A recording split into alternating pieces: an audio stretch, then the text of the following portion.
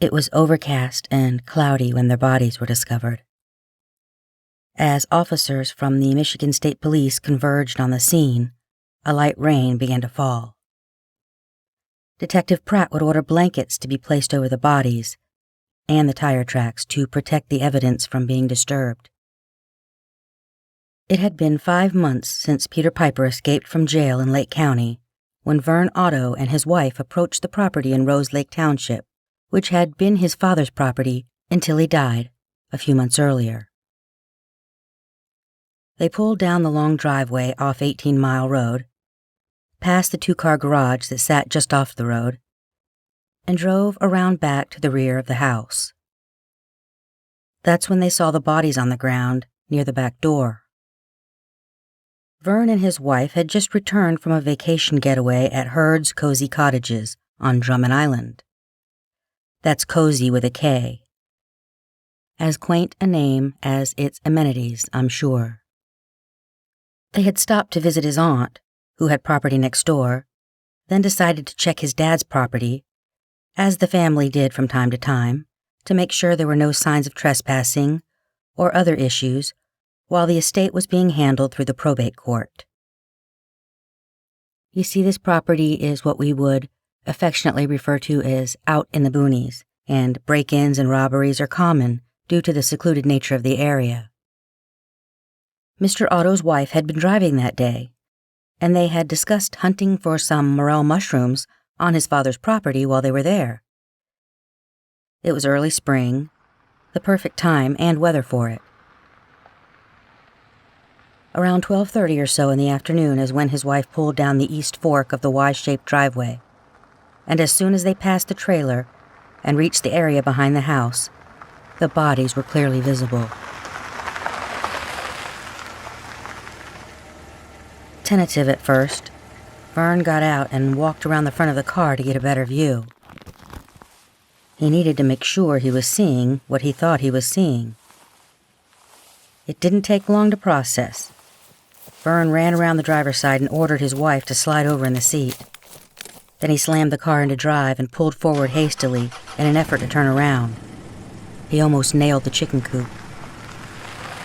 It was then that he noticed the tire tracks compressing the grass on the path that led back toward the pond at the rear of the property. They quickly exited by the west fork of the Y-shaped driveway and immediately drove to the house of a neighbor, Mr. Edwards, where he asked the man to phone the police. Vern and his wife remained there, as ordered, and awaited their arrival. The call had gone to the Cadillac, Michigan State Police Post, and Trooper Richards was dispatched at 12:45. He arrived at the Edwards residence at 1:15 and took Mr. Otto's information, then went down the street to the crime scene about 5 minutes later. Trooper Richards noted the 2-car garage and the mobile home sitting across from the residence as he entered the property.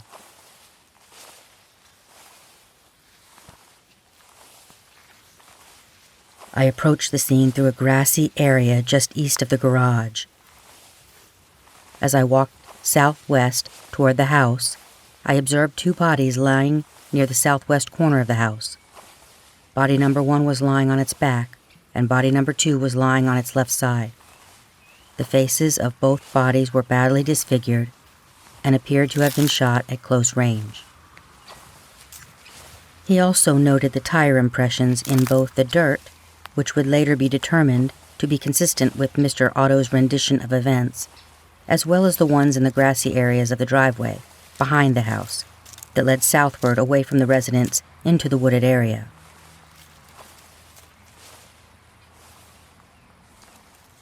At this time, the trooper returned to his patrol car and radioed his findings, then exited the scene the way he had entered, parked outside the property, and waited for backup.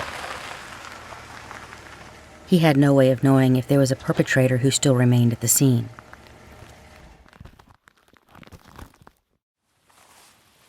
Once Trooper Bouquet arrived, both he and Trooper Richards re-entered the scene and followed the tire impressions in the grass away from the house. They led down a narrow 2-track road about 100 feet south of the house and ended at a small blue pickup truck that was parked just off the 2-track road and obscured from view by the woods. It was positioned just over a knoll. The driver's door was open, and the officers noted the interior light was not working. They also found a gold men's wristwatch lying in the 2-track, several feet north of the truck. The time on the digital wristwatch was blinking 1:27. The actual time, according to Trooper Richards' watch, was 2:27. When the VIN number of the 1983 blue GMC pickup was later called in, it was learned to be registered to one Richard Lynn Thompson II of Manton, Michigan.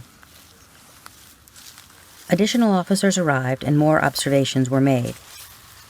They noticed a wooden ladder standing against the roof overhang at the southeast corner of the house. Someone noticed a curtain in the trailer window was slightly ajar.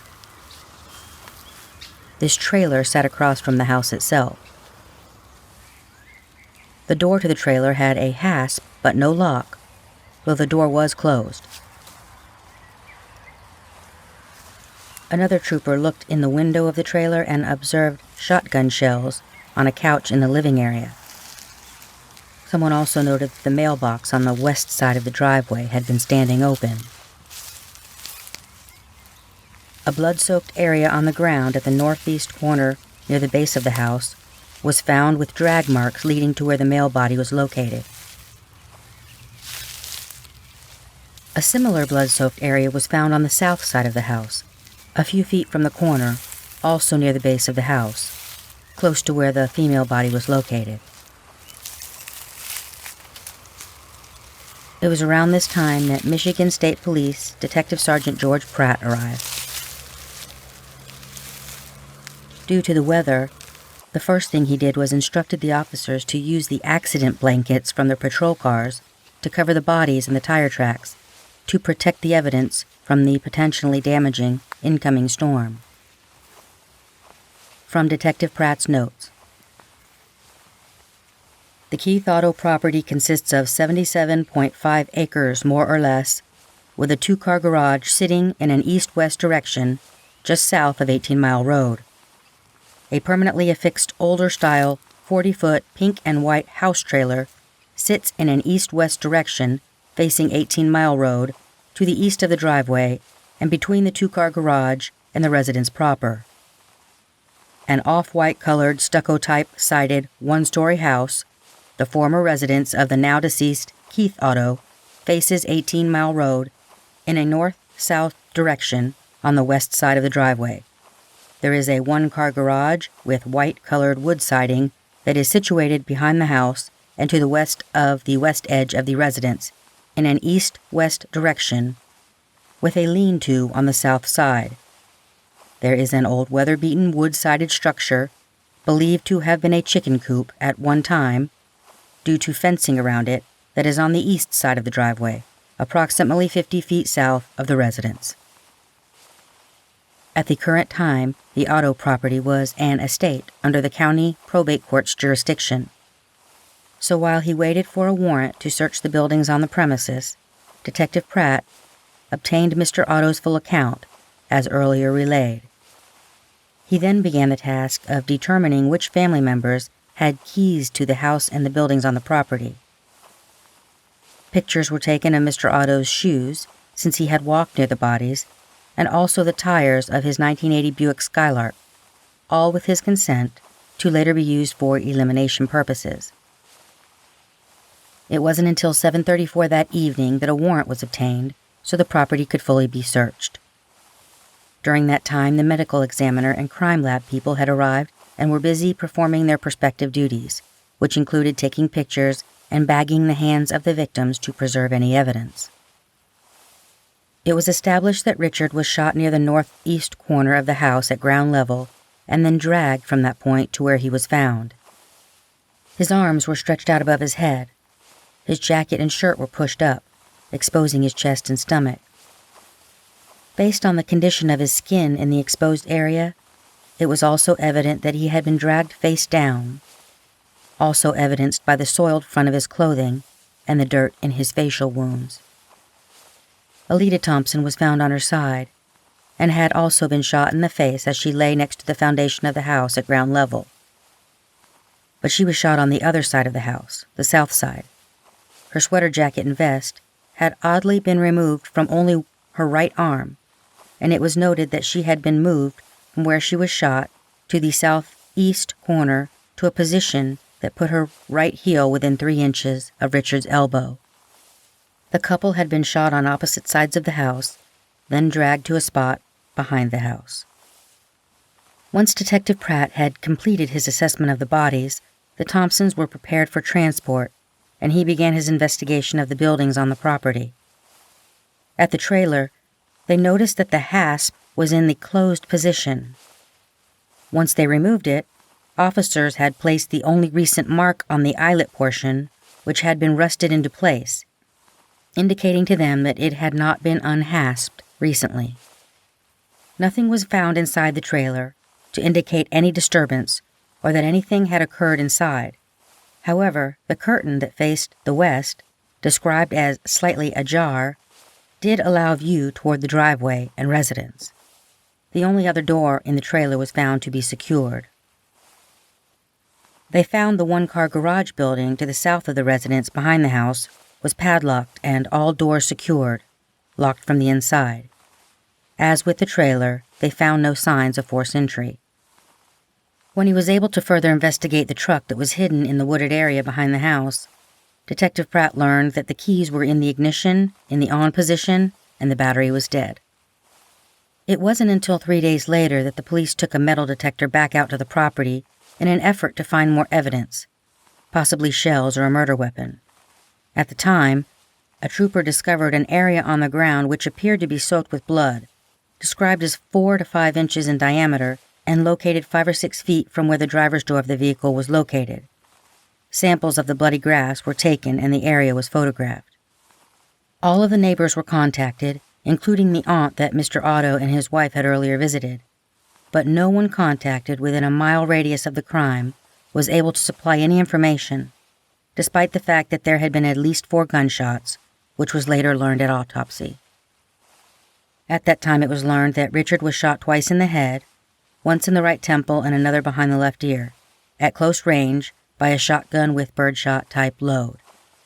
His neck had also been cut in the Adam's apple area, a very deliberate wound that was over 6 inches in length, along with a second cut to the side of the neck of about 1.5 inches that joined the other deep neck wound.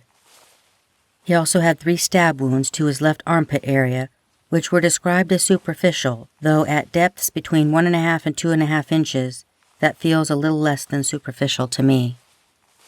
One thing of particular evidentiary value was the tape they found wrapped around his neck several times, tightly adhered to the front of the neck where the wound was, but loose enough in the back that they thought it could have initially been wrapped around his head, possibly his eyes, and had subsequently been pulled down. Alida was shot once behind the left eye and once to the left neck, again at close range. Although she had no signs of tape being applied to her, at least not any that could be found, even at autopsy, there would later be indications that she too had been taped up at some point. I experienced a poignant relatability as I read their clothing descriptions. JCPenney plain pocket jeans and McGregor hooded sweatshirt for Richard. Alida with her pink pullover shirt that read The Boss, her Calvin Klein jeans and gray and pink reversible vest. They both wore blue and white nylon Trax brand sneakers. These were high school sweethearts who had only been married for 9 months, and they were wearing matching tennis shoes. It's hard to imagine what goes through the mind of someone who could put a shotgun to each of their heads as they laid on the ground, defenseless. In fact, the senselessness of it all comes into clearer focus as I read the contents found in Richard's pockets. 3 quarters, 1 nickel, 1 penny, lip balm, fingernail clippers, blue and white handkerchief, and a hair pick. And then there's the silver lunchbox with R. Thompson printed on it, packed with enough food for them both. 2 peanut butter and jelly sandwiches, 2 plain peanut butter sandwiches, and a thermos of what the detective thought was fruit juice or Kool-Aid. There was a baggie of celery, a baggie of carrots, and a plastic container of Jell-O with pineapple in it. Also included was a plastic baggie with a small vial containing 1 toothpick, 2 aspirin, a few cough drops, and a couple pieces of hard candy and a pack of gum. I find myself wondering which one of them didn't like jelly. And was it Richard who was fastidious about using a toothpick after a meal, or was that Alida? The contents of the lunchbox alone tell me so much about this couple, but their taste in music provides an even stronger sense association. Along with the portable super suction vacuum found in Richard's truck, police found a new cassette player with the price tag still on it, and a copy of Yes's album 90215. As the investigation wore on, Detective Pratt learned more about the couple from family members. At 5'10" and 160 pounds, Richard had gray-blue eyes and curly hair that his mother described as natural. For the police report, Detective Pratt clarified by describing it as an afro. Richard graduated from Manton High School in 1981 and was awarded the Athlete of the Year award that same year. Just prior to the murders, he had been laid off from his job at Wilcox Surveying in Manton. Of his disposition, his mother described him as very passive. She said, "Richard didn't like any type of violence." Alida would graduate from the same high school 2 years later and was named the unsung hero of her class, which was awarded to a student in recognition for extra effort at school in assisting teachers, students, and activities to the betterment of the school. At 5'4" and 110 pounds, Alida was a pretty little thing with blue eyes and dark brown hair, and you almost never saw her without her signature pink on. She loved pink. Everything she wore had to have something pink in it. That's what her friends and family said. Alida babysat in their home and did house cleaning and ironing jobs on the side. Richard was a simple guy, friends said, and nothing illustrated that better than his love of popcorn. He ate it all the time. In fact, a plastic container with popcorn was found inside the truck in the passenger seat when police went through it looking for evidence. While they were trying to positively ID Alida, police had learned the detail that her watch had an alarm on it that was set for 8 p.m. each night so she wouldn't forget to take her birth control pill. By all accounts, these kids, and they were still kids, were settling into adulthood responsibly, doing all the things we raise our kids to do. Work for what you want, be smart about life choices. They even went to Alida's parents' house every weekend to visit, although both friends and family said that the couple spent most of their time alone together. They were so well liked, their funeral was held at Manton High School because of the need for a large venue. Just like Mr. Wilson, the shooting victim I told you about in the last episode, the Thompsons' funeral was attended by over 300 people. After all of the close family members were interviewed, one piece of information stuck out. One of those things that sounds that tiny alarm in the head of the skilled investigator. In late April, Alida had placed an ad in the newspaper offering her housework services. She had shared with her mother that she'd gotten one particular response from a man who wanted to hire her for 2 days, 10 hours each day, and he would pay her $10.50 an hour. He said he was in the process of moving and wanted the walls of the home cleaned top to bottom. The man said he lived just outside of Marion and would need to meet her at a gas station or restaurant in Marion because she wouldn't be able to find where he lived. When he asked how old she was, Alida told him that she was 19. He told her that his wife said not to hire anyone under 20, so if she asked, Alida was to tell her she was 20. He told her that his wife would likely be in and out while Alida worked. Alida's mother told police that the day that she was supposed to meet this man, on April 18th, Richard got laid off, and he had to attend a meeting at work. Due to this, they were late to meet the man, but they had driven to Marion anyway, hoping to meet him. Unfortunately, they never made contact. But Alida told her sister that while they waited for him to show up, a person in a green pickup kept passing back and forth. Now, I am sure that you, just like I, already have alarm bells sounding as you hear these details. $10.50 an hour, that's a pretty fair wage for house cleaning now. It's certainly higher than minimum wage in some places in this country, but it clearly was a lot for 1984. In fact, this detail is mentioned in the report. Alita's parents told her that something about it didn't sound right and that she better not go alone to meet him. They implored her to take Richard along with her, and she did. Another thing that sticks out like a bloody knife from the back of a bloated corpse is how a man, trying to lure a woman to a remote enough location that he doesn't even think she can find it on her own, might toss in the subterfuge, like how his wife wanted him to hire someone over 20. A manipulative offender would certainly say whatever he thought he needed to say in order to make the young woman comfortable with meeting him, even if that meant pretending someone else would be there that day. Then there's that green pickup that appeared to be repeatedly passing Alita and Richard as they waited to meet the prospective client. All of this sounds very suspicious. I'll also refresh your memory about something that Alita couldn't have known at the time. When Peter Piper's room was searched after he was arrested for the attacks on the prostitutes, one of the things they found was a Grand Rapids press bill in the name of Robert Thomas, his alias. So you have to ask yourself, what does a sex predator fugitive need with a regular news subscription? Unless it's a tool to search out his victims. Piper doesn't exactly strike me as the newspaper reading type. So, Alita had missed out on the house cleaning opportunity, and she told her family that she was disappointed. She mentioned how she hadn't even thought to get his contact information, so she couldn't even call him back to explain. But on April 29th, 6 days before the murders, the man called back, and she was set to meet him on May 2nd, according to her father. This was corroborated by a note on the calendar that hung on the side of the Thompsons' refrigerator. Written under the date of May 2nd was the notation, Marion, 9 o'clock. According to her parents, Alita told the man that her husband was coming along that day, and the man told her that was okay. But now you see why the lunch was packed for 2 when their bodies were found outside that unoccupied home where they would eventually be found. They were expecting a 10-hour day of cleaning, and Richard had accompanied his wife for safety.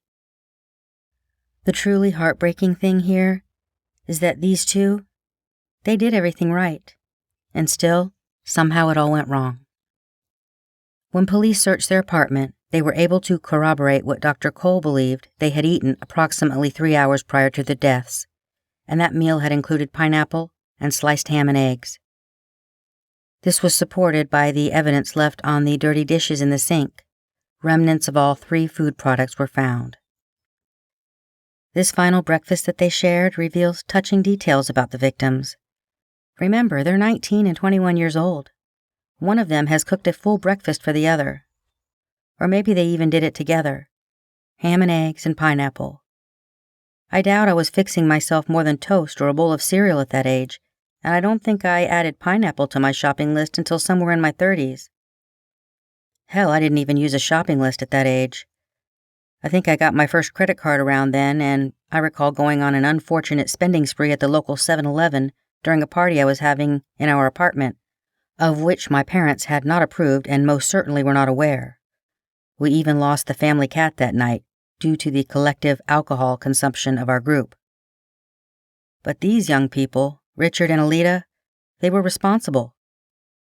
His mother said Richard didn't even like to be around people who drank. They had their shit together, and it was all shattered one day by a predator who, by that time, knew the actual target of his interest wouldn't be coming alone. He knew Alita was bringing her husband. This tells me that he was already prepared to take care of Richard before any of them arrived that fateful day. No matter what you will hear much later about what Peter Piper says happened that day, I am certain that his original intent with Alita was something similar to what occurred with Mary decades earlier. Another thing written on the big calendar on the side of the Thompsons' refrigerator would become important to ruling out where they may have gone or not gone in those days before the murder. But to set this other calendar note up, let me explain. There was a witness that believed they had spotted Richard and Alita at Keel's IGA store between 6:30 and 7 on Wednesday evening, May 2nd. Richard was carrying a loaf of bread, and Alita was sitting in their blue truck. Apparently, the police report notes, the Thompsons returned home, as no loaf of bread was found in their truck at the time of the homicide discovery. No full loaf was found in their home either, but in a lunch found in the truck, 8 slices of bread were found that were utilized in making the 4 double-slice sandwiches. There was also a witness who recalled looking for Richard's truck on the 3rd the next day when he went to work at about 8 a.m., but it wasn't in the lot at their apartment. This is where the calendar comes into play. It is believed that the Thompsons' vehicle, the 1983 S15 pickup, had 69.5 miles driven on it from Tuesday, May 1st until Saturday, May 5th, when the vehicle was found at the homicide scene. This is based on a notation on the calendar of the mileage being 8404 and what was found on the odometer when the truck was found, 8473.5. It is approximately 23.5 miles one way from the Thompsons' residence to the scene where they were found. It is at least 27 miles by main roads to Marion from Manton. It is felt that it would have been impossible to travel to Marion and back home on Wednesday to meet with the unknown subject and then to the murder scene on late Wednesday night or Thursday. There would have been more miles registered on the vehicle. Either the meeting wasn't kept on Wednesday or it wasn't in Marion, Michigan. You recall, Marion is where the calendar said that 9 o'clock meeting was to occur. I assume that's a.m., but even if it was p.m., as the report noted, and they went to meet the stranger in the evening and then drove home and then back out again to the place where they were found, the mileage numbers would have been higher. So perhaps the man called them prior to the 9 o'clock Wednesday meeting and changed the date of the meeting to Thursday, the 3rd, the next day, and set up another place to meet and go straight to the property. Somewhere closer to the Thompsons' apartment than Marion. That would explain them already having a lunch packed. That could have also had them out of the house prior to when the witness drove by the lot after 8 that morning on the 3rd and noticed that their car was missing. Over the ensuing months, Detective Pratt interviewed family and friends as well as teachers and classmates. Many tips were followed up on, including possible sightings. Composite sketches were made of persons of interest who were in the area of the property on the day of the murder. A plea was printed in the newspaper asking for anyone who had responded to Alita Thompson's house cleaning ad or anyone she had worked for to contact their local state police post. There was a great deal of time spent on what initially appeared to be an unexplained phone call that came from the Thompsons' apartment during a time when they would have already been deceased. But in the end, it appears to have only been an error in recording on the part of the telephone company. Another tip that was given a great deal of attention was from a group of Seventh-day Adventist church members who had stopped at the property where the murders occurred on April 26th, a little over a week before the Thompsons were discovered. They remembered an older model white Chevrolet, maybe a 59 or 60, parked there, as well as tire tracks going in and out of the premises. When they knocked at the door of the house, they got no answer. So a list of over 1,000 registered vehicles in Michigan within that year range was combed through, as none of the Otto family members knew of anyone with a car matching that description. By September 1st, 4 months after the double homicide, the police report reads, "Good investigative leads in the case have subsided." On September 7th, Detective Pratt got a call from a detective in the Wexford County Sheriff's Department who was contacted by a woman that insisted she had information concerning the homicides near Reed City. When they visited this woman together, she told them that she had spoken with a friend every day on the telephone, and in their conversations, the person advised her that she had a brother who lived near Reed City who constantly discussed the homicides, as well as, quote, the shooting of their privates off, of the couple from Manton, the killing in the Gamble store, and an old man whose car was found and then his cane was found a year later. Apparently, a man told this woman's brother that he did it, and she advised the detectives that she would attempt to elicit more information from this person. When she left, the Wexford County detective told Detective Pratt that the woman was quite a heavy drinker and used to hang out in all the bars in Cadillac. There's a couple reasons why I've shared this, one of which is that I have gotten this exact type of lead multiple times regarding the local homicides. Someone insisting to me that they have information on a bunch of murders, and then they rattle off either gossip they've heard or details that they've gotten from the newspaper. This woman said the man in question not only mentioned the Thompsons, inserting a detail that isn't even accurate regarding their private parts being shot off, but also mentioned the Jeanette Robertson case, my Season 2 case, that occurred in the Gamble store. The other case she mentioned was a man by the name of Mr. Sweet, who also died under suspicious circumstances, or so I'm told. I don't know anything about that case.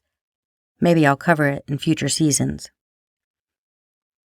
The point is, people come to investigators with tips, and they have to at least listen to them.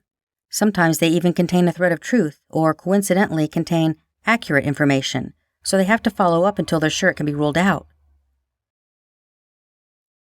Detective Pratt had been investigating the double homicide of the Thompsons for over a year when the prostitutes in Grand Rapids were giving police their stories of the John who had assaulted them. He was also still working on the Jeanette Robertson homicide from January of 1983. Then, 4 months into his investigation into the Thompson murders, Sue Clayson, a pretty real estate agent, was lured to a remote property in Reed City and murdered by someone who had come into her real estate office in Cadillac, requesting she show him some property with a lot of acreage. That's 3 homicide cases, one of which is a double homicide on Detective Pratt's plate, and he was the state police investigator assigned to the areas in which they were all killed. The Thompson and Clayson cases have something in common that any investigator will tell you makes cases like them significantly more difficult to solve. They are random offenders with no link to the victim. Of Sue Clayson's homicide, Detective Pratt notes on the Thompson report. On September 11, 1984, the body of Vina Sue Clayson, a real estate person working out of Century 21 Progressive office in Cadillac, Michigan, was discovered murdered in Panora Township, Lake County. Ms. Clayson had lived with her ex-husband until 1975 and subsequently by herself until 1982 in the Manton area. As of this writing, there is no information to connect the homicides of the Thompsons with that of Mrs. Clayson. Due to the Clayson homicide, investigation into the Thompson homicides has temporarily been affected. However, both are still being pursued. Case status open. By November of 1984, a task force of 11 investigating officers was formed to pursue the Sue Clayson real estate agent case out of Cadillac, Michigan. They were also checking into other leads on the Thompson murders, including trying to track down owners of 1959 and 1960 year Chevrolets. They had made requests for latent print comparisons between the Sue Clayson and Thompson murders to rule them out as having been related, and there was still a great deal of time spent on trying to further identify tape that had been found around Richard Thompson's neck and from where it may have originated. This tape would later play a significant role in the investigation for a number of reasons. First, it was a detail that would not be released to the public, so that in future, if it came up in a confession, it could be used to show that the perpetrator had knowledge of the crime scene that was only known to investigators. Second, it would be used to check against other cases where tape had been used in order to rule out other possible suspects in the area. When I reviewed court documents, I learned a bit more about the tape from the testimony of Dr. Stephen Cole, who did the autopsies. Quote, Exhibit 17 is a photograph of some duct tape that was present. It was wrapped around the neck of Richard Thompson several times. It was fairly tightly adherent to the front of the neck, which happened to also have a large incised wound in it, a large cut. But around the back of the neck it was loose. In other words, one could get at least several fingers in it. It was not like this tape had been tightly wrapped around the neck. It was like it might have been wrapped around some other part of the head and slid down. Question: is it possible that the tape was around the eyes but pulled down? Answer: it is possible, yes. He further described removing it while wearing gloves to keep from smudging any fingerprints it might contain and turning it over to the police for forensic testing. Detective Pratt would go to great lengths to locate the manufacturer of the tape and spent months trying to ascertain whether any local establishment sold it. Eventually, the investigation into the tape proved to be a dead end, but investigators would learn more about it much later. There were many prints taken and checked, everyone from family, friends, people in the area that day, including an entire group of men who had been in the area checking for seismic activity with a company out of Texas, all to no avail. There was nothing to link anyone to the Thompson double homicide scene, not a perpetrator in sight. You know, I'm not sure what happens to a detective when the murders don't stop, and you're the lead detective in the area because of resource allotment. I imagine a lot of delegating has to occur in order to juggle 3 open homicide cases, along with any other crimes that are happening within your jurisdiction. Crime doesn't stop out of respect for the line of people still waiting for justice. It all just keeps piling up. From all the reports that he has written that I have been able to review, I can see that Detective Pratt has a keen eye for detail. He makes overlapping notes in homicide case files that help the reader better understand what was going on in each case as it related to another. From his local cases that I've researched, he's followed every lead and had every item sent for testing that could possibly have garnered informative results. When years pass, on some of the open cases and technology changed, he sent things in for retesting in the hopes more information could be gleaned. I feel pretty comfortable saying that he is a thorough investigator. But what I'm not so sure about is how you make room for all of that death in your head, in those quiet hours during your off time, and setting aside the very real human tragedy of dead family members and trauma and grief, and the stack of open cases on your desk. If one can set such things aside, how do you deal with all the unanswered questions? I hate unanswered questions. Those are the things that keep me up at night. And what about the cases where you know what probably happened, but it's not within your power to hand justice to a victim's family when there doesn't exist the evidence needed for a prosecutor to make a case that will overcome reasonable doubt? And then we have to consider the nonsense. There is a lot of nonsense that law enforcement is forced to wade through in their quest for the truth. It started out here in Manhattan Beach looking like an isolated incident. Teachers at this prominent Southern California preschool were accused of sexually molesting their young students. 1,400 children in this community have been ritualistically abused. But were they? Do you remember the term satanic panic? All of the signs of self-involvement, rebellion against authority, self-righteousness, disrespect towards parents, they're common in the growing up years. They're also signs of involvement in satanic cults. So I have gone from someone kind of neutral and not knowing what to think about it all to someone who clearly believes ritual abuse is real, and that the people who say it isn't are either naive or they're dirty. I finally decided, hell with it. They're going to kill me, they're going to kill me. It's time to share more information with therapists. As World War II ends, they not only get out rocket scientists, but they also get out some Nazi doctors who have been doing mind control research in the death camps. They brought them to the United States. Along with them was a young boy, a teenager, who had been raised in a Hasidic Jewish tradition, a background of Kabbalistic mysticism, and they started doing mind control research for military intelligence in military hospitals in the United States. And the people that came, the Nazi doctors, were Satanists. That's worship of the devil. Now, police have been skeptical when investigating these acts, just as we are in reporting them. But there is no question that something is going on out there. Maybe you think your community is immune to these satanic crimes. Well, it's not. Fueled by unskeptical press reports, the charges mounted on the evening news. 7 nursery school teachers were arraigned today on more than 100 counts of child molestation. The media blitz demonstrated unstinting belief that this had happened. It was sensational and becoming more and more bizarre. Some children allege that a living creature was sacrificed on the church's altar. The truth about Satanism is they truly do use blood, and they mix it with urine, and then they also use the real meat, the real flesh. This is what makes Satanism true, and this is what 1,000 200 molested kids in the city of Manhattan Beach have told the sheriff's department. It wasn't long before accusations of abuse were being reported at 7 other daycare centers in LA County alone. Investigators were at the Hickory Preschool in Torrance earlier today. And then fear spread across the country, eventually targeting scores of daycare centers.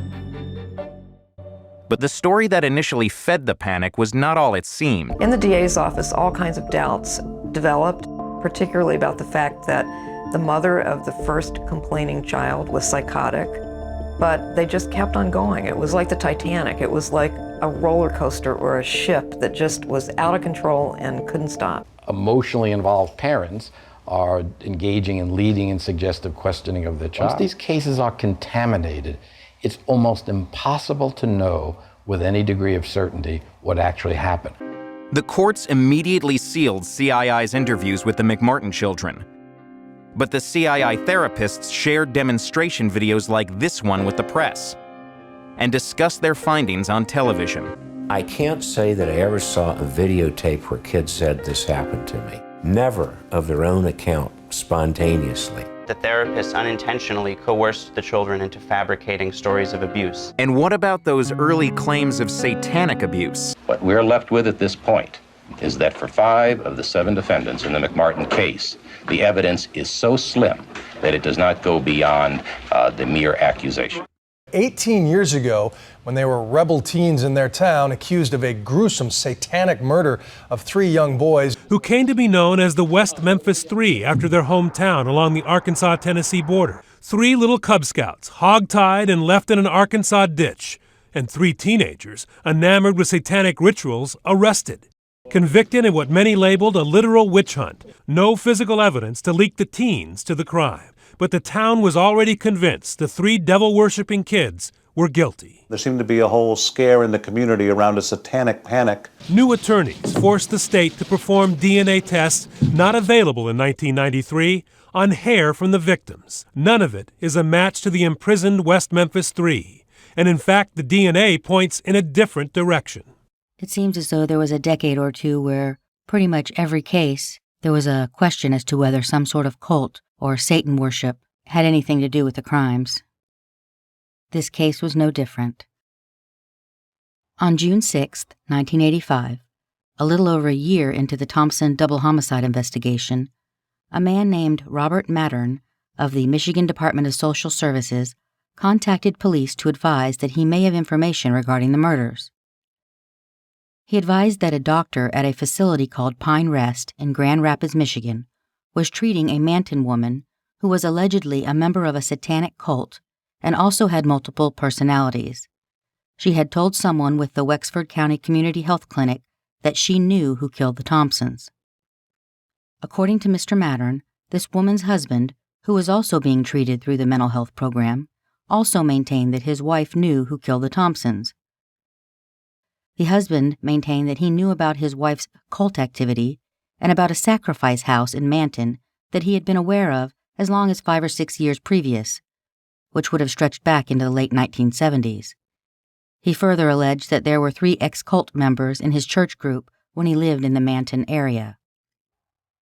At the time this allegation occurred, the wife was an inpatient being treated at the mental health facility, so the husband was invited to the Cadillac State Police Post for questioning.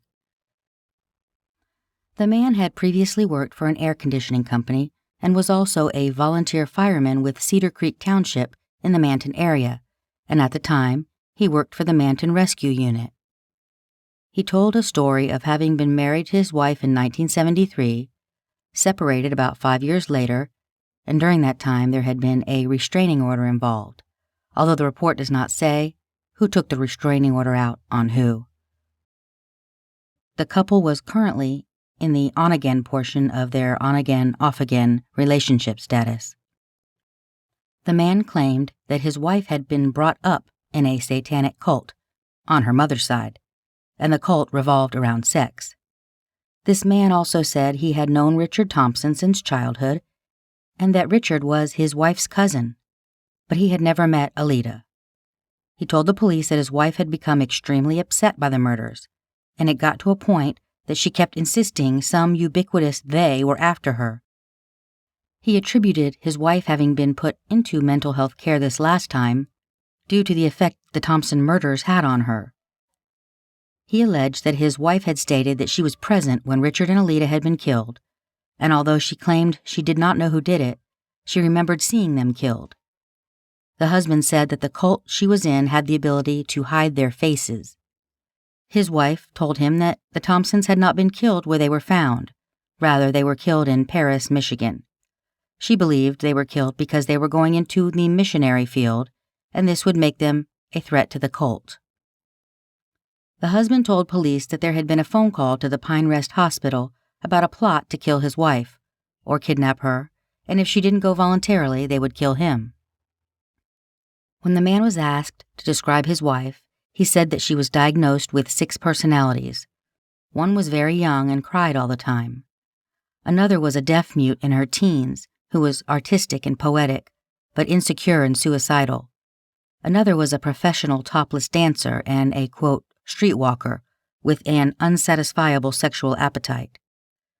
He said that this personality smokes and drinks and was the one who held all the information about the cult. He said another personality was very violent and full of hate toward everyone. He was afraid of that personality. He mentioned another personality as being a 3 or 4-year-old that liked to pet his mustache. He said simple things made her happy. The 6th personality, he said, was his real wife, who he described as intelligent, highly explicit, very controlled, outgoing, and caring, always there to give a pat on the back. He said his wife dressed in different clothing depending on which personality she was. The husband also talked of receiving telepathic messages. In one, he is driving down the road after dark and a small hole like a bullet hole appears in the windshield of his car. As the hole grows larger, he awakens in a cold sweat. Another vision is of him being chased into an old-style horse barn. When he reaches the loft, the downstairs becomes lit by a bright light. A female figure appears. She's dressed in a white sheet with a hole cut in it for her head. She has very blonde hair that is fluffed out, but he cannot see her face, only the outline of it. She is carrying a shiny black pistol in her left hand and a butcher knife in her right hand. There's blood on her gown, and the only thing he has to protect himself is a buck knife.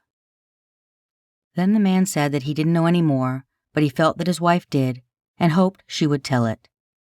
He also suggested the name of a woman named Tammy that he believed his wife had confided in. Now, despite the fact that Detective Pratt very likely knew this was nothing more than the fever dreams of someone in the throes of a mental health crisis, he spoke to Tammy to see what she knew about the situation. Tammy knew the husband because she was the director of the Manton Rescue Unit, where both the husband and wife had worked. She said the husband still worked there. She also knew who Richard and Alita Thompson were, though admittedly did not know them well. She said that she was aware that the woman claimed to have knowledge regarding the Thompson killings, but she personally felt the woman did not. She told Detective Pratt that just prior to her last mental health inpatient commitment, the woman came to her, hysterical, claiming that it was her husband who had killed the Thompsons and that she was afraid of him. From Tammy's perspective, the husband was weird and had come to her home for no reason and talked of someone wanting to kill both him and his wife because they knew too much. After that, Tammy arranged for him to talk to someone at the Wexford County Sheriff's Department. On the date of the scheduled meeting, however, he refused to go alone, so Tammy had to go with him. She said he wouldn't talk or answer any questions directly, so everything asked of him or told by the police to him had to go through her. Essentially, she would sit there and repeat what he said to the police, and then do the same for the information from them to the husband. Tammy said the wife had suffered from mental illness problems for years, and that she'd been transferred to the hospital in Cadillac so many times she'd been refused admittance, as nothing was ever found wrong with her. She suggested the woman's issues were psychosomatic. Tammy also mentioned that the husband had given another rescue unit employee some letters that were to be opened in the event that something happened to him. It was subsequently learned that these handwritten letters related to the visions he had already outlined to Detective Pratt. When asked about the claims of cults, Tammy said that she had no knowledge of any such thing, but she wasn't a lifelong resident of Manton. She did say that if there was a cult, she'd probably have heard about it because Manton was a very small town and, quote, everybody knows everybody's business. Tammy told Detective Pratt that she did not feel that either of these people had any true information about the killings. So yeah, there's a lot to unpack here regarding this portion of the police report. Mental illness, satanic cults. But what I'm left almost breathless about is the fact that both of these clearly mentally ill individuals were employed by the county rescue unit at some point. Holy hell, really? I feel like maybe there wasn't an appropriate level of vetting going on with the Manton County Services if either of these people were being sent into situations where rescue of another person was involved. It sure sounds to me like this couple needed some rescuing of their own. Anyway, he had to do it. After hearing from the husband and the fellow employee, I can't see how Detective Pratt could have skipped speaking to the woman about whom both of these folks had been questioned.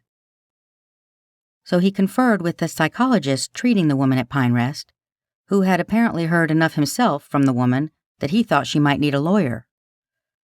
Osceola County Prosecutor James Talaski was contacted, but he did not believe there had been enough information given, based on his understanding of the crime scene, to warrant a court-appointed attorney, but said that if additional information was gained through investigation, he would honor the request. Detective Pratt went back to the treating psychologist, and an agreement was made that he would speak to the woman, but if it appeared that at any time she had any actual information that necessitated an attorney, the interview would cease until an attorney could be provided. Dr. Gary Kaufman of the Behavioral Sciences Division went with Detective Pratt to the inpatient facility, and they interviewed her. The woman told them that her mother and Richard Thompson's mother were sisters, a familial relation that had been suggested in earlier interviews, and was likely another reason that Detective Pratt felt it necessary to follow these interviews through to completion, rather than completely disregard them. The woman said she had grown up in Manton and knew Richard's wife from family gatherings.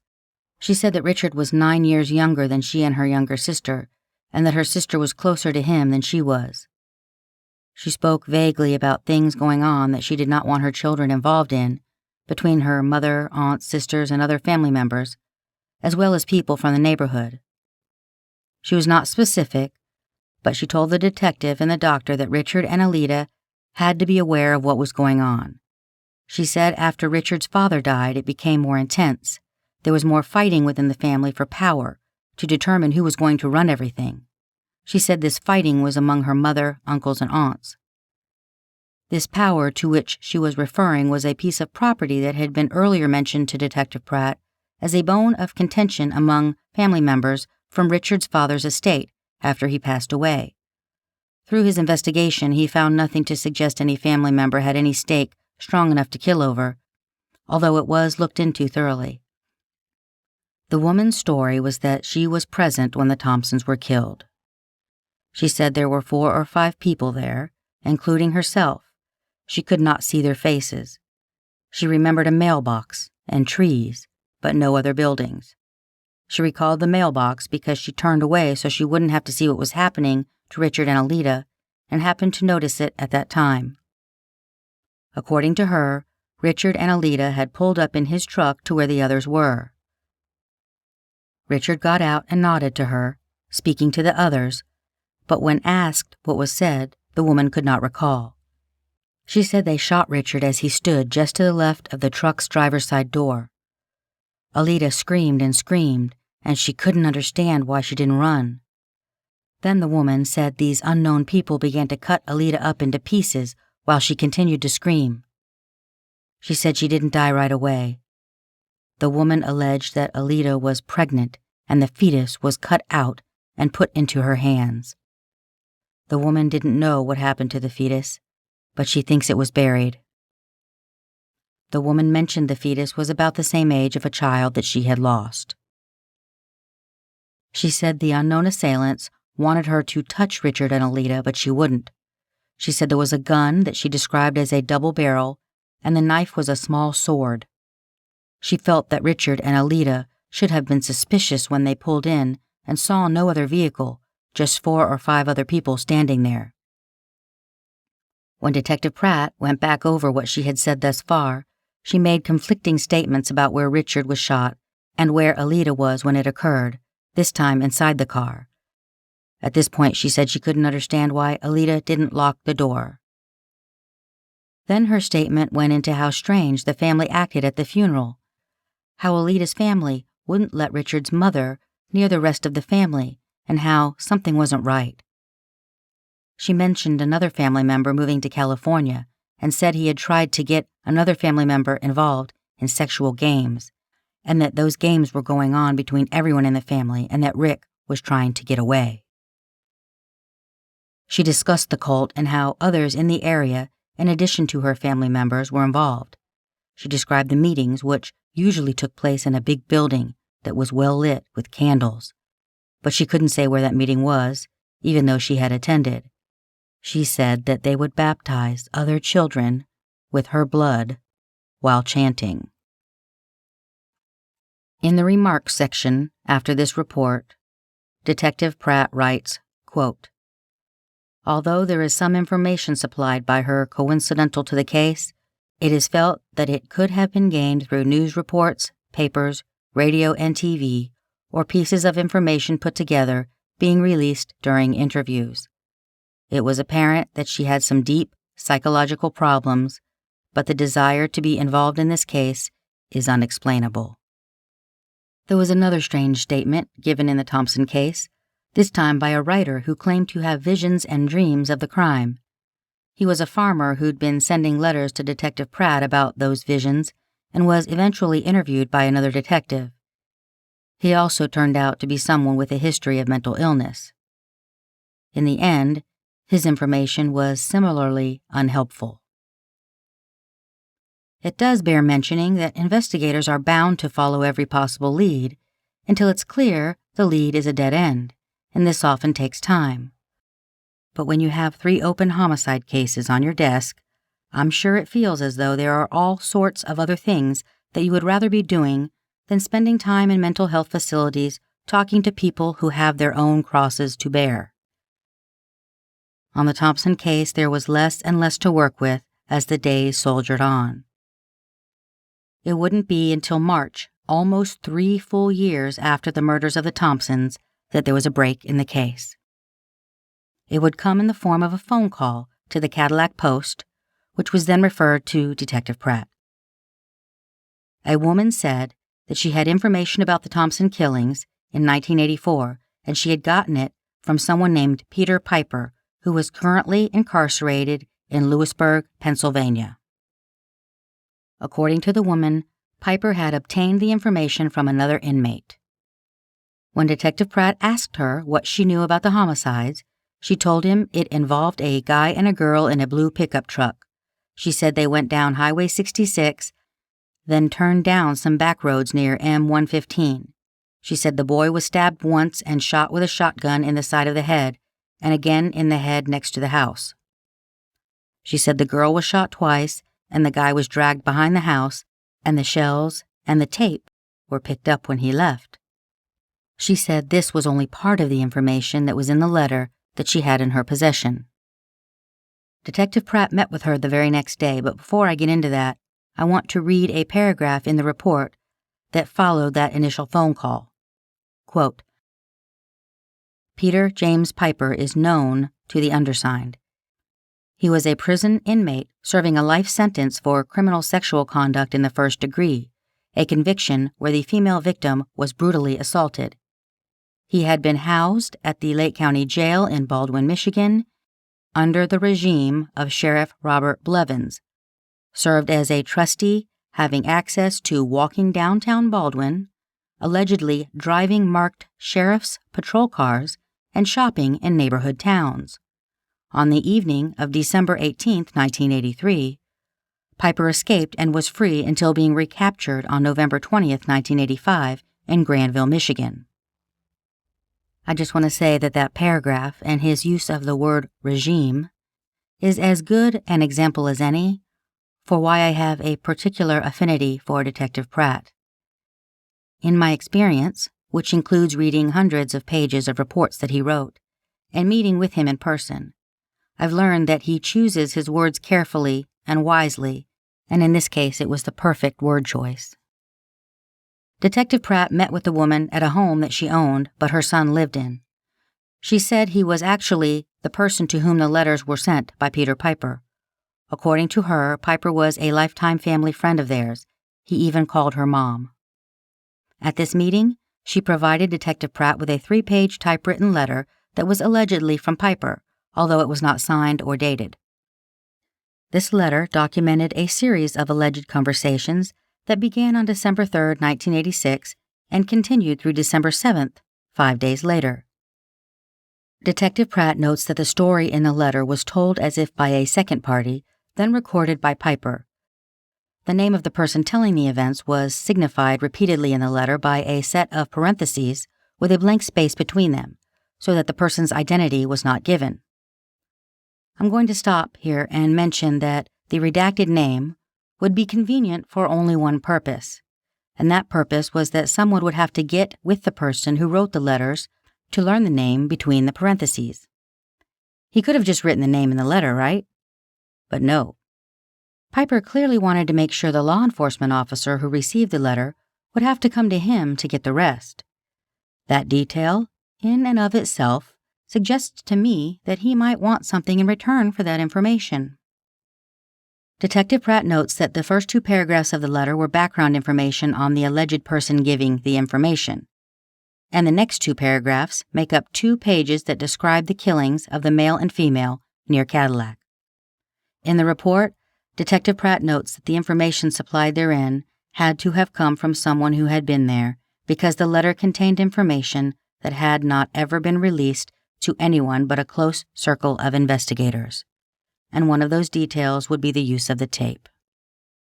The letter itself was typed, but on the top of the first page, in handwriting, it read, "The people's name is Thompson." The woman did not know how that got on the top of the letter, but in another letter that was supplied to Detective Pratt, dated just a week before he had received a call from the woman, Piper writes, "I didn't put it in a letter I typed up, but I was saving it till I talked to them. But the guy said the people who was killed, name is Thompson." Multiple letters to the woman's son from Piper were obtained by Detective Pratt. They dated as far back as January of 1997, and they all related back to the typewritten letter in some way. The woman's son said Piper had told him he had information that a contract had been put out on him in the federal prison system where he was currently housed, and he wanted out of there. The same day that Detective Pratt got the call, he had called the Lake County Sheriff and obtained a set of finger and palm print cards for Peter Piper for comparison against the unidentified prints they had obtained from the crime scene on the Thompson case. Then he contacted Special Agent George Stoll of the ATF unit of the Department of Justice out of Grand Rapids to help assist him in getting information on the unnamed subject supposedly giving information to Piper about the crimes in the letter. This would require information about who he had been housed with during the dates in the letter when the conversation had allegedly taken place. The subject was fairly quickly identified as a man by the name of Clark, who'd been sentenced to 9 years in federal prison in October of 1986 on possession of a sawed-off shotgun and destructive device noted as a bomb. He'd been arrested for these charges back in April of 1986 in Manistee. He had one previous charge for larceny under $100, which was out of Mason County, Michigan back in 1985. The U.S. Marshal's Office was also contacted to track down Clark's custody record and a set of his prints, so they could also compare those to the Thompson crime scene prints. Next, Detective Pratt contacted the Records Unit in Lansing, Michigan to find out why Peter Piper was currently being held in a federal prison, given that he was technically a state inmate. He learned that Piper had been classified as a protection case stemming from the testimony that he had given in a murder case from 1980.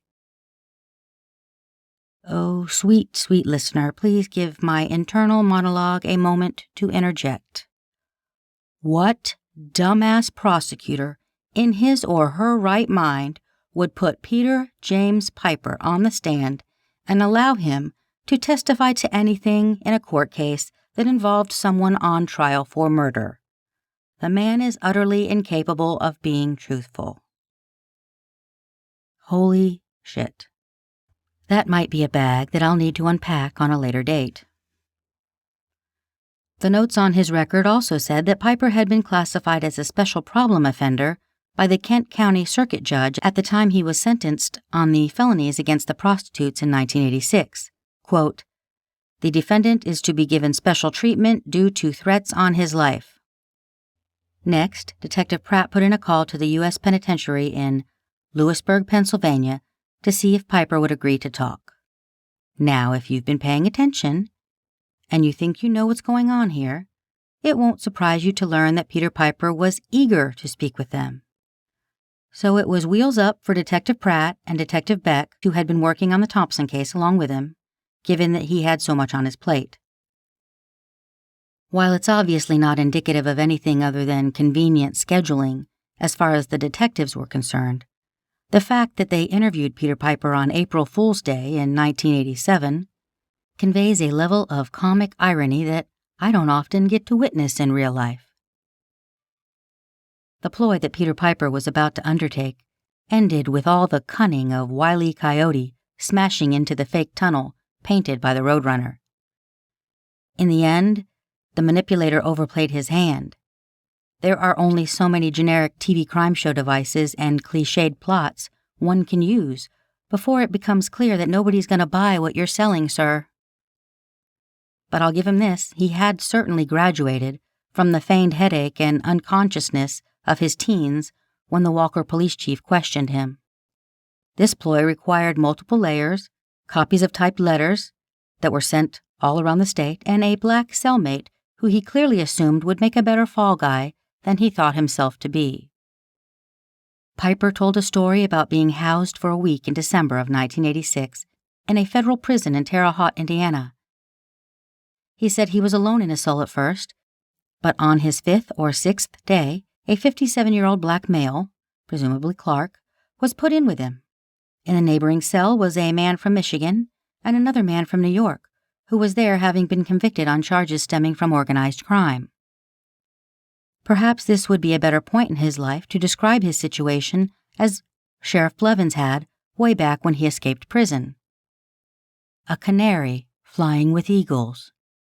I can absolutely see why, in this case, Peter Piper didn't want to be the canary in question. This is federal prison, son. These boys don't play.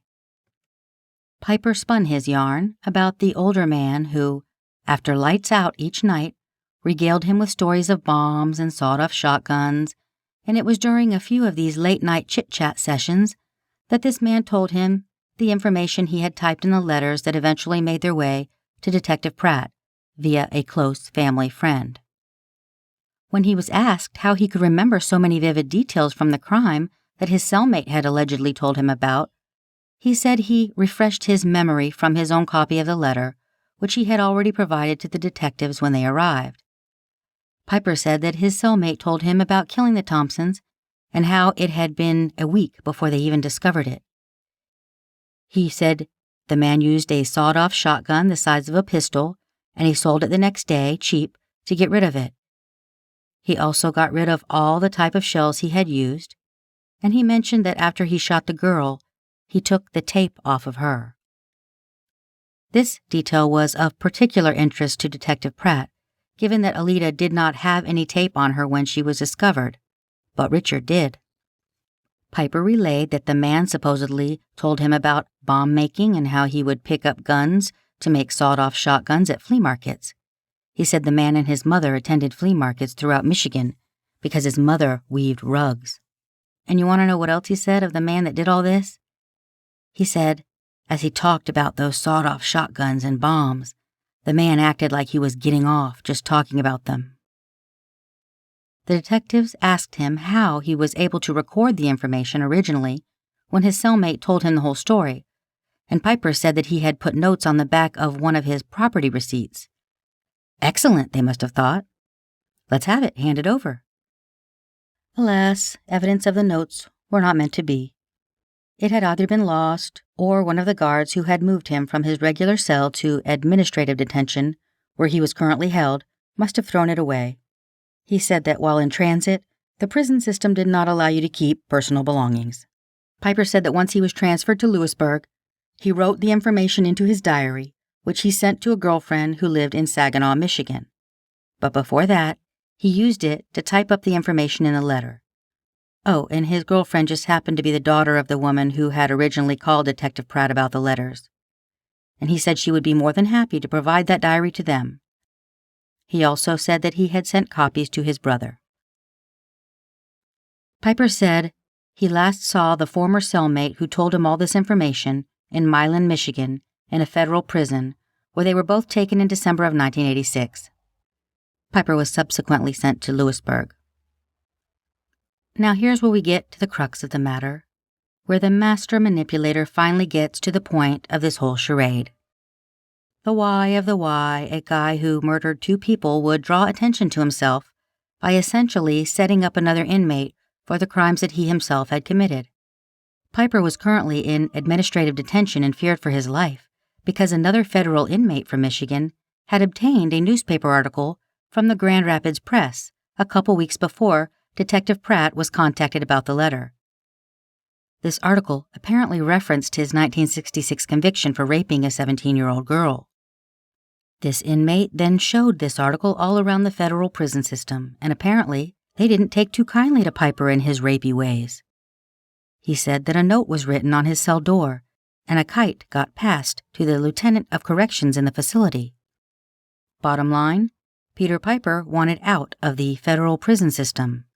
He wanted to go back to the Michigan system where, in his words, quote, the feeling towards rapists is not as harsh.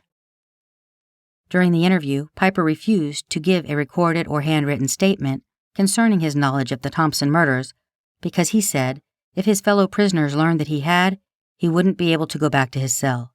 But he said he would talk. To anyone. Oh yeah, he'd talk. And all he wanted in return was to be sent back to Michigan. Oh, and he also wanted his first-degree criminal sexual conduct life sentence reduced. Peter Piper felt that he had already served 19 years, and that was more than any other prisoner had served for rape. He conveniently left out the part about how he attempted to murder Mary and left her for dead. But Peter Piper felt that he had been cheated. In fact, he was currently appealing the multiple second-degree felony charges stemming from the prostitute attacks and was due to go back to Kent County for that soon. Over a year would pass from the time that Detective Pratt sat and listened to Peter Piper's ridiculous tale in that prison in Lewisburg, Pennsylvania, to the day that he would learn his final fate.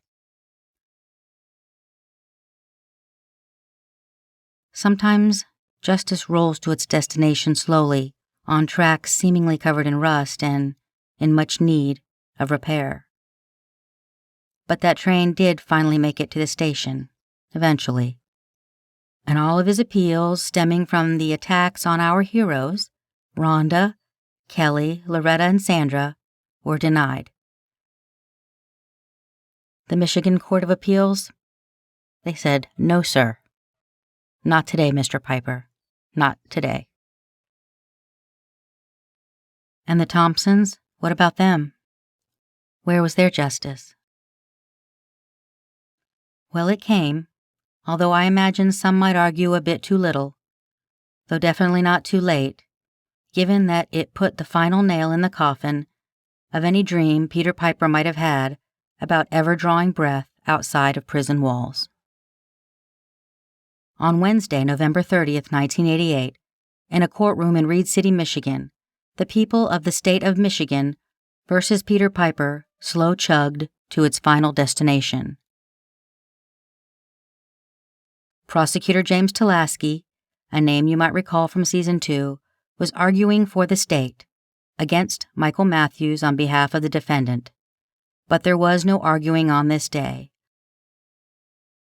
All parties had spent considerable time hammering out a deal that would effectively put Peter Piper in jail for life with no possibility of ever getting out. When they all convened in the courtroom that day, Peter Piper was looking at 2 counts of first-degree murder, and there were other assorted charges, including an escape charge, conspiracy to escape, and a weapons charge, also hanging over him in the wings. That day was about a plea deal that would settle the matter once and for all when the defendant agreed to accept a second-degree murder charge against Alida Thompson. The sentencing bargain included a cap on the minimum sentence of 25 years and a cap on the maximum sentence being 40 years. The prosecution also agreed to waive the habitual offender status, and it was agreed upon by all parties that Piper would be required to, quote, provide the officers with a full and complete and honest detailed statement as to what exactly happened for the benefit of the family and the deceased. Essentially, the police wanted to debrief Piper, which suggests to me that they might not have known all the elements of the crime that they wished to know. It also speaks to one of the news articles that said the police never learned a motive in the case. I could tell you the motive, but it wouldn't necessarily be based on facts. It would be based on what I know about Peter Piper and a little common sense. I believe that Alida Thompson was Piper's target all along. The tape and the weapon were brought to gain control of her husband, so he could do to her exactly what he had done to Mary and Rhonda and Kelly and Loretta and Sandra. There is nothing in his criminal history that suggests his motives are anything to the contrary. You'll hear his ridiculous version in a minute, but I want you to hear mine first, because I think he's full of shit, so he gets to speak last. Peter Piper planned to rape Alida Thompson and then probably assault and murder both of the witnesses before he fled the property. You see, the stakes were much higher now. With Mary, he was just a kid. With the prostitutes, he figured nobody would even care about them. But with the Thompsons, he wouldn't be able to leave anyone around who could ID him. He wouldn't be able to leave anyone around who could give a physical description of a guy who clearly looked a whole lot like a prison escapee. I think he had Richard taped up somewhere on that property and was about to rape Alida, as evidenced by one of her arms being pulled out of her shirt and vest. But then something went wrong. Or maybe something went right. Richard got out of his restraints. And that's when Peter Piper lost control of the situation. Maybe that was the only something right that happened that day. Richard Thompson, in the end, was able to spare his wife the final indignity of being raped before she was killed. The judge questioned Piper about whether he understood the agreement, including the fact that the sentence would be consecutive to any sentences he was already serving, including the life sentence in Mary's case. "Do you understand that?" Judge Root asked.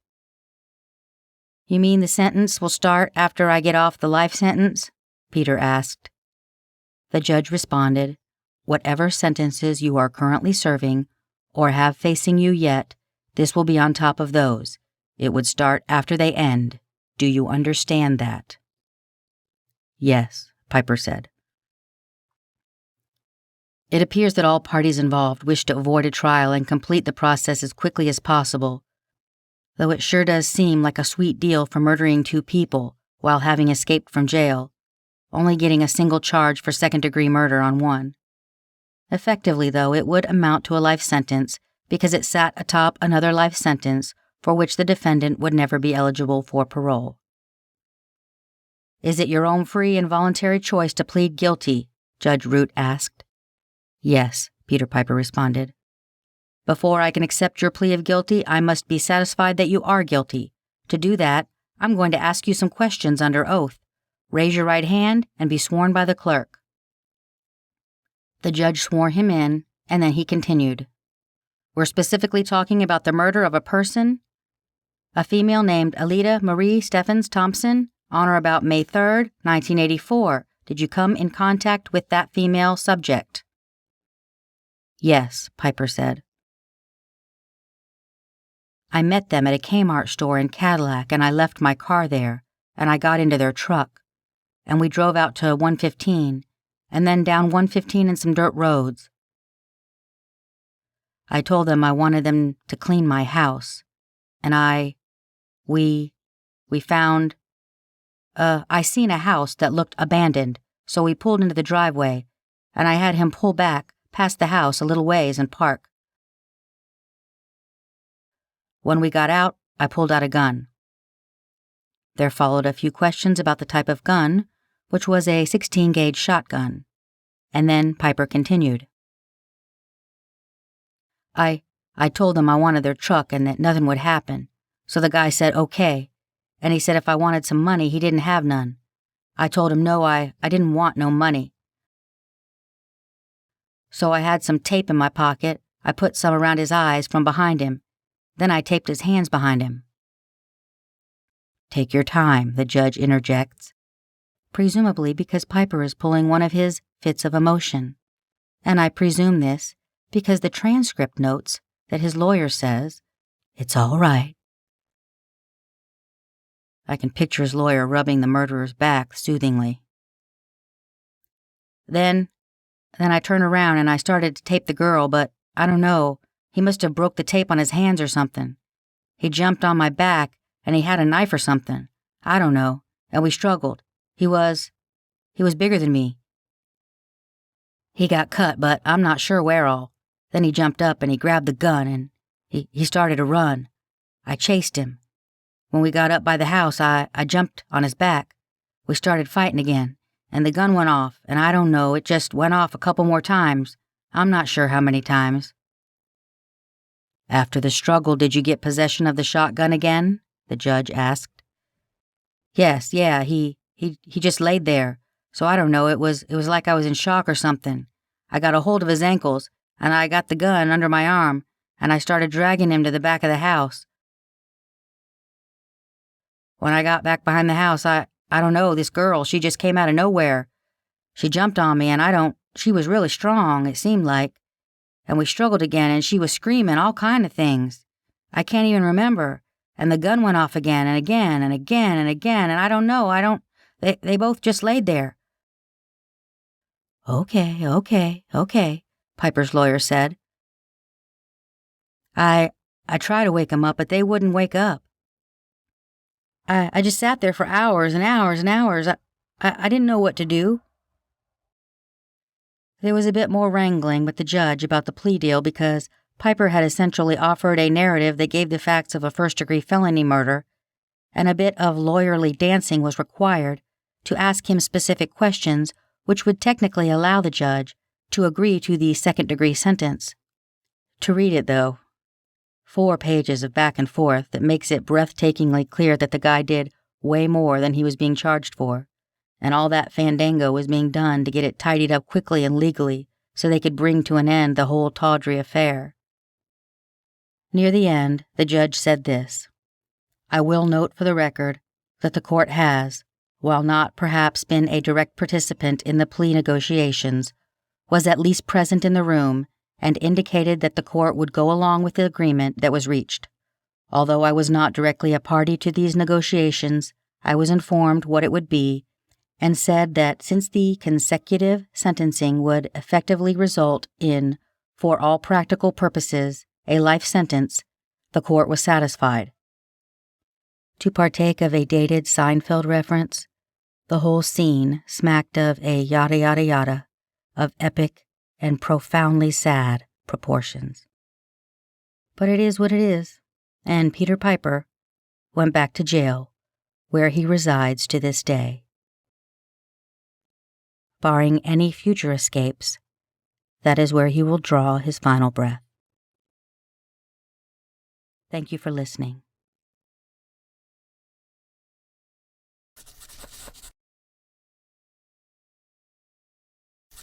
We'll see you next season.